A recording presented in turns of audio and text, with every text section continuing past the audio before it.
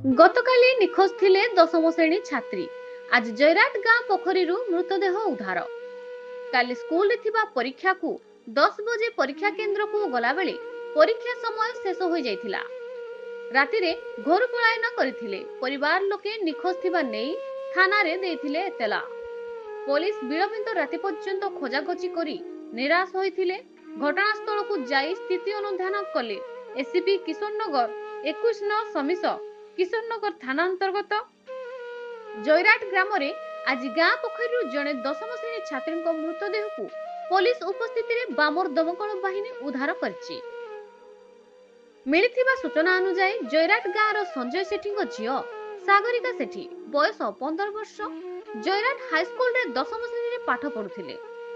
ଗତକାଲି ପରୀକ୍ଷା ଥିବାରୁ ସେ ସ୍କୁଲକୁ 10ଟା ସମୟରେ ଯାଇଥିଲେ। ହେଲେ ପରୀକ୍ଷା ସମୟ ପଳାଇଥିବାରୁ ସେ ପରୀକ୍ଷାରୁ ବଞ୍ଚିତ ହୋଇ ମନ ଦୁଃଖରେ ଘରକୁ ଫେରିଥିଲେ।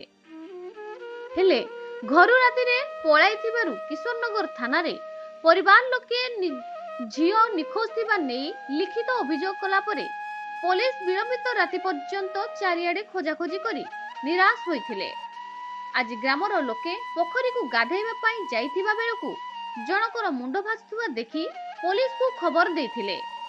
ଘଟଣାସ୍ଥଳରେ ବାମର ଦମକଳ ବାହିନୀ ପୋଲିସର ଉପସ୍ଥିତିରେ ଦଶମ ଶ୍ରେଣୀର ଛାତ୍ରୀର ମୃତଦେହକୁ ଉଦ୍ଧାର କରିଛି।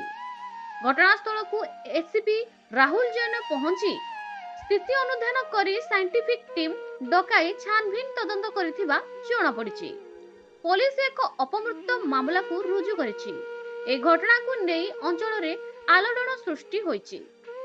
କିଶୋରନଗର ବ୍ଲକରୁ ବଂଶୀଧର ସେଠୀଙ୍କ ରିପୋର୍ଟ, ନ୍ୟୁଜ ଓଡ଼ିଶା ଟିଭି।